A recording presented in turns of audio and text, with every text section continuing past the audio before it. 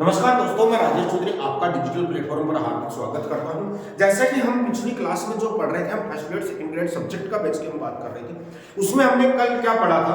उसमें हमने geometrical meaning पढ़ा था इसका पॉलिनोमियल का। तो उसमें हमने देखा था कि जो ज्योमेट्रिकल मीनिंग जो होता है वो क्या होता है। उसमें हमारे पास कोई भी पॉलिनोमियल वो एक्स को जितने पॉइंटों पर इंटरसेप्ट करता है, काटता है, उतने उसके क्या होते हैं? जीरोज होते हैं। उसके बाद में हमने एक चीज और देखी थी, यदि कोई जीरो सेम आ रहे हैं तो उसको एक ही काउंट किया जाएगा। यदि कोई जीरोज की वैल्यू क्या आ रही है? सेम आ रही है, क्योंकि जितनी किसी भी पॉलिनोमियल की डिग्री होती है उतने उसके क्या आते हैं? जीरोज आते हैं। और जीरोज अपने पास यदि सेम जीरोज आते हैं तो उसको एक बार ही गिना जाएगा। जीरो हमारे पास मैक्सिमम कितना हो सकता है? डिग्री के बराबर हो सकते हैं। अधिकतम कितने जीरोज की संख्या हो सकती है? डिग्री के बराबर या उससे कम। उससे कम इसलिए होती है क्योंकि कोई जीरो दो सेम आ गए तो उसको एक ही काउंट किया जाएगा। बात समझ रहे? उसके बाद में हमारे पास आगे मैंने आपको हेडिंग लिख रखी है।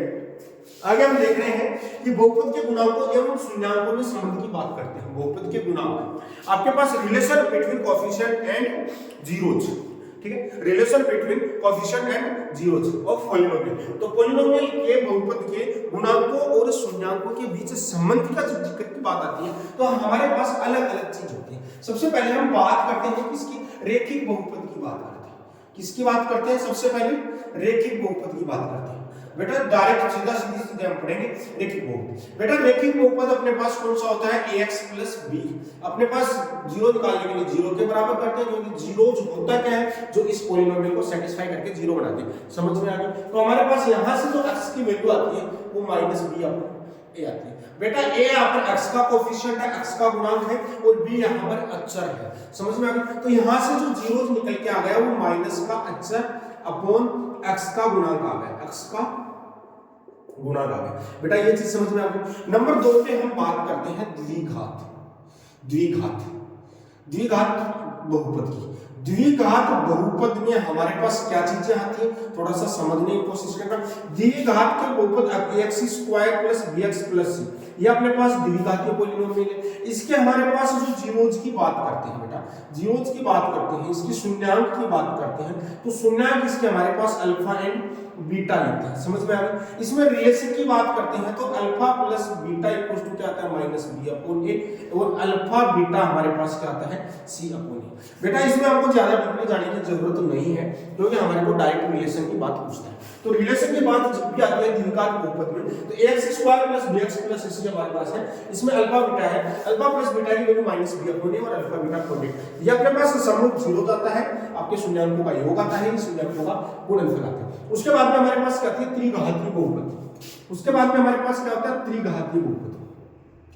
त्रिघातीय बहुपद इसको हम घनीय बहुपद भी बोलते हैं, और ये क्यूबिक बहुपद बोलते हैं, इसको क्यूबिक पॉलिनोमियल बोलते हैं। बात समझ में आ गई? इधर समझने की कोशिश करना। ये हमारे पास होता है ax³ + bx² + cx + d = क्या होता है? 0। यानी इसकी डिग्री कितनी होती है? 3 होती है, जिसके बारे में हम पीछे अध्ययन कर चुके हैं। इसके मान लो इसके जो अपने पास जीरोज आते हैं, शून्याङ्क आते हैं, बेटा इसके शून्याङ्क हमारे पास होते हैं अल्फा, बीटा एंड गामा। ये हमारे पास 3 शून्याङ्क है इसके।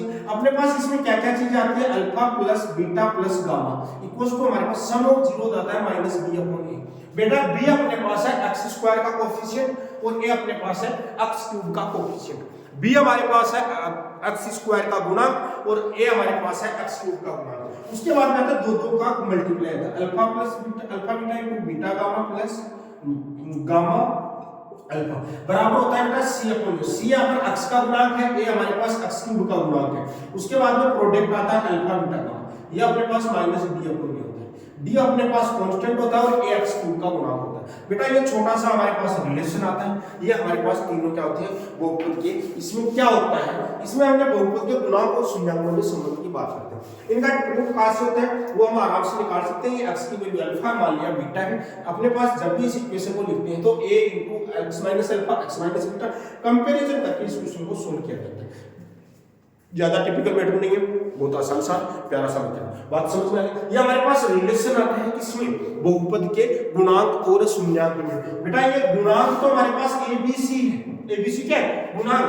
और अल्फा बीटा गामा इसका क्या है? शून्याङ्क है। जीरो जो इसको क्या कर रहे हैं? सेटिस्फाई कर रहे हैं। इंपॉर्टेंट चीज यही थी। उसके बाद में हमारे पास क्या है? इसके क्वेश्चनों के ऊपर हमको बात करनी होती है। ठीक है, आगे हम बात करते हैं इसके क्वेश्चनों पर। इसमें कैसे कैसे क्वेश्चन आपसे पूछे जाते हैं। बहुत प्यारी प्यारी चीजें हैं, थोड़ा सा आपको ढंग से समझना है, बहुत प्यारी प्यारी चीजें हैं। इधर देखना,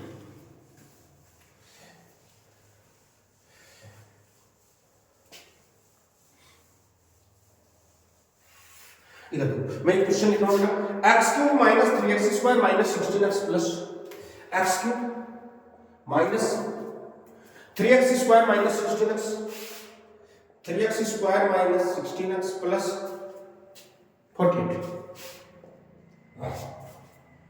के दो शून्यांक का योग शून्य है, ये दो शून्यांक का योग शून्य है, ये दो शून्यांक का योग, शून्यांक का योग शून्य शून्य है, तब शून्यांक होंगे, तब शून्यांक होंगे।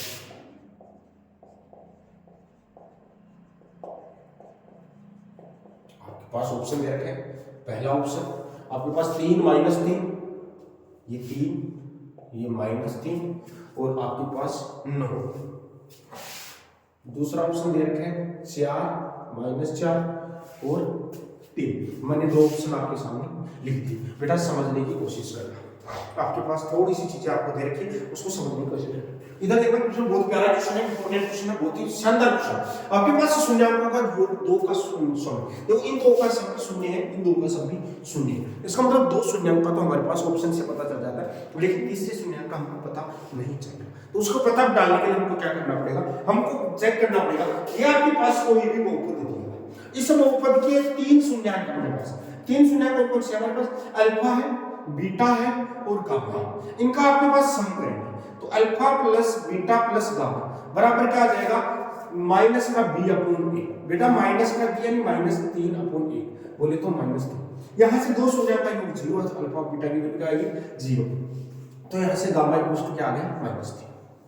बात समझ में आ गई, कितना प्यारा सा चीज आ गई। उसके बाद में हमारे पास क्या दे रखा है, दो के प्रोडक्ट दे रखे हैं, या तीनों की एक साथ प्रोडक्ट कर लो, दो के प्रोडक्ट कर लो या तीनों की एक साथ, क्योंकि गामा की वैल्यू तो आसपास, तो अल्फा बीटा आ जाएगा हमारे पास, अल्फा बीटा आ जाएगा, अल्फा प्लस बीटा हम आराम से निकाल सकते हैं, या फिर हम चेक कर सकते हैं alpha beta plus beta gamma plus gamma बराबर इक्वल्स टू हमारे पास क्या दे दिया, हमारे पास 16 माइनस का 16 अपॉन 1। ठीक है, एक हमारे पास कंडीशन है यहाँ, इससे हमारी गामा की वैल्यू माइनस 3 रख दो, गामा की वैल्यू माइनस 3 रखेंगे तो बेटा क्या आएगा, इधर समझने की कोशिश करना।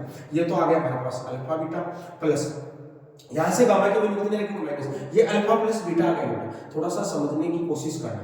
ये अल्फा प्लस बीटा, तो ये अपने पास क्या जाएगा, हमारे पास गामा कॉमन ले लेंगे तो बीटा प्लस अल्फा। बात समझ में आई है, बहुत प्यारी सी चीज, अल्फा प्लस बीटा की वैल्यू 0 आ गई, तो यहाँ से अल्फा बीटा हमारे पास कितना आ गया बेटा माइनस 3।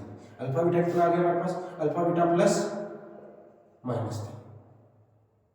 थोड़ा सा समझ लीजिए इसको, यहाँ से अल्फा बीटा, बीटा गामा और गामा अल्फा, तो अल्फा बीटा की वैल्यू हमारे पास प्लस गामा की वैल्यू हमारे पास है बीटा अल्फा, और अल्फा प्लस बीटा दो जीरोज हमारे पास क्या है 0 है, तो हमारे पास यहाँ से गामा की वैल्यू माइनस 3 रखेंगे तो अल्फा बीटा, और ये हमारे पास कितना आ गया माइनस, ये तो 0 हो गया, बराबर हमारे पास क्या आ गया माइनस का 16 आ गया।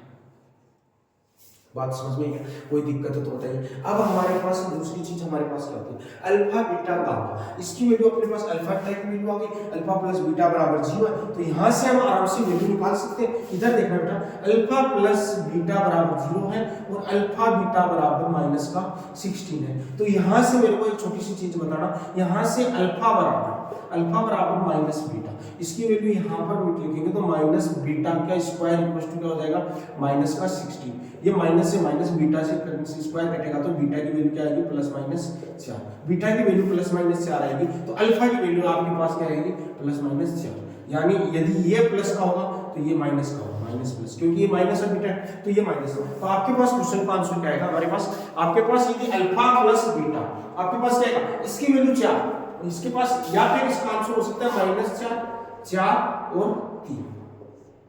ठीक है, ये इसका आंसर होगा। बात समझ में आई होगी, किसी को कोई डाउट है तो बोलिएगा भाई, इसका आंसर क्या आएगा बेटा ये माइनस 3। ठीक है, तो ये हमारे पास इसका आंसर है, या तो ये आएगा या फिर ये आएगा, दोनों में से कोई सा भी आंसर आएगा वही इसको सेटिस्फाई कर देगा। बड़ा ही प्यारा सा क्वेश्चन था, सिंपल सा क्वेश्चन था, नोट कर सकते हो साथ साथ।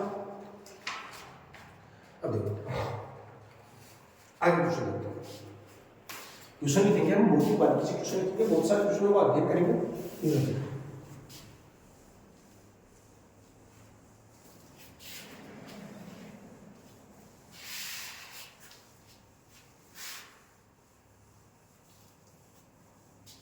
इधर हमारे पास क्वेश्चन दे रखा है x cube minus 12x square, x cube minus 12x square plus 39x minus 28 plus 39x minus 28 equal to 0 के शून्यांक समांतर श्रेणी में है, तब उसके शून्यांकों का अंतर होगा। के शून्यांक समांतर श्रेणी में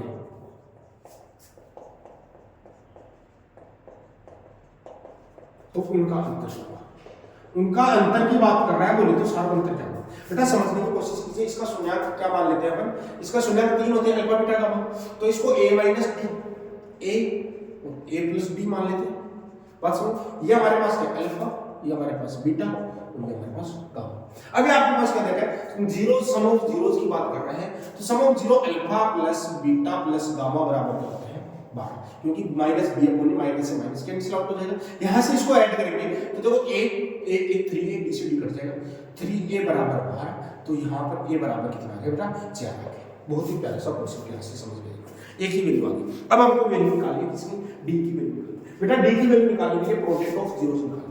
प्रोडक्ट ऑफ जीरोस निकालेंगे तो अल्फा बीटा बराबर अल्फा बीटा गामा बराबर क्या होता है अपने पास माइनस डी, तो अपने पास 20 एंड अपने पास अल्फा की वैल्यू अपने पास क्या हो जाएगा a माइनस डी इंटू ए और a प्लस डी बराबर 28। ये अपने पास क्या हो जाएगा बेटा a square minus D square into अपने पास क्या हो जाएगा a बराबर 28। a की वैल्यू बेटा 4 है, 4 रख दीजिए, a स्क्वायर यानी 16 माइनस डी स्क्वायर, और ये हमारे पास क्या हो जाएगा 4 इक्वल्स टू 28। ये काटेंगे तो 7 बार, ये इधर जाएगा बेटा, ये इसको इधर लेके आएंगे तो 7 जाएगा, तो डी स्क्वायर बराबर कितना जाएगा 9। तो यहाँ से बेटा डी बराबर क्या जाएगा प्लस माइनस 3 बेटा डी की वैल्यू प्लस माइनस 3 आ जाएगी। तो आप चाहे एक बार प्लस लिख लो चाहे माइनस 3 लिख लो, यदि माइनस 3 लिखते हैं या प्लस 3 लिखते हैं, सीरीज हमारे पास सेम बनेगी। तो डी की वैल्यू आपसे पूछा है तो आंसर क्या आ जाएगा प्लस माइनस 3, इसका आंसर आ जाएगा। तो इस क्वेश्चन का आंसर हमारे पास क्या आएगा, शून्यांकों का अंतर की बात की हमारे पास, तो शून्यांकों का जो अंतर है, अंतर तो क्या आएगा 3 आएगा, क्योंकि अंतर हमेशा का पॉजिटिव होता है, मोड होता है। बात समझ गए, तो अंतर की बात करता है तो हमारे पास क्या आता है 3 आंसर आएगा। और आपको पूछता है कि डी कितना आएगा, सार्वंतर कितना आएगा, सार्वंतर प्लस माइनस 3। दोनों ही कंडीशन में हमारे पास एक ही बनती है, चाहे प्लस लिखो चाहे माइनस। यदि माइनस लिख रहा हो तो 3 और ये हमारे पास 4 कितना होता है 7, और ये हमारे पास कितना होता है 4, और ये हमारे पास कितना होता है, इसमें से करेंगे तो कितना आएगा 1, और सब 1 4 7 ये सीरीज बनेगी। वैसे करेंगे तो हमारे पास 1 4 7 ऐसे बनेगी, इसको उल्टा हो जाएगी सीरीज, बाकी सीरीज सेम रहेगी। तो इसका अपने पास कॉमन डिफरेंस कितना आएगा अपना 3, इसका आंसर आएगा। बात समझ गए होंगे, छोटा सा क्वेश्चन था, प्यारा सा क्वेश्चन था, आपको वाली बातें समझ में आ गई। आगे देखो क्वेश्चन, आगे वाले क्वेश्चन को कैसे करते हैं। क्वेश्चन अपन बहुत सारे करेंगे, क्वेश्चनों की आपको टेंशन नहीं लेंगे, हम क्वेश्चन अथाह क्वेश्चन आपके सामने करने वाले हैं, टेंशन नहीं लेना, बिल्कुल बिंदास रहकर आपको काम करना है, आपको बिंदास रहकर काम करना है, आपका सिलेक्शन कोई नहीं रोक सकता। इधर देखो क्वेश्चन है गुणोत्तर से रिलेटेड, देखो क्वेश्चन कोई चीज आ गई, वह सकता है कि बहुपद दे रखा है आपके पास x³ - 2x² + 2x - r के शून्यांक किस में है 80 में है। देखो अपने पास जब भी 80 में शून्यांक आते हैं तो उस क्वेश्चन को हम बहुत ही अच्छे ढंग से कर सकते हैं, ठीक। 80 में सेम कंडीशन हमको अप्लाई करनी और सोल्व करना, इसी हिसाब से हम क्वेश्चनों को हम करते जाते हैं। और हम क्या करते हैं, धीरे धीरे किसी भी चीज को हम पढ़ते हैं, किसी भी चीज को हमको डीपली एनालिसिस नहीं करना है, डीपली नहीं करना है, हमको धीरे धीरे चीजों को कवर करना है और अपनी तैयारी को बढ़ावा देना, अपनी तैयारी को इंप्रूवमेंट करना है। आज की क्लास आपको कैसी लगी, आपको बढ़िया लग रही है तो आप इसको शेयर कीजिए, सब्सक्राइब कीजिए और ज़्यादा से ज़्यादा सपोर्ट कीजिए, ताकि मैं कंटिन्यू क्लास कर सकूं और ज़्यादा से ज़्यादा बड़ी क्लास बना सकूं।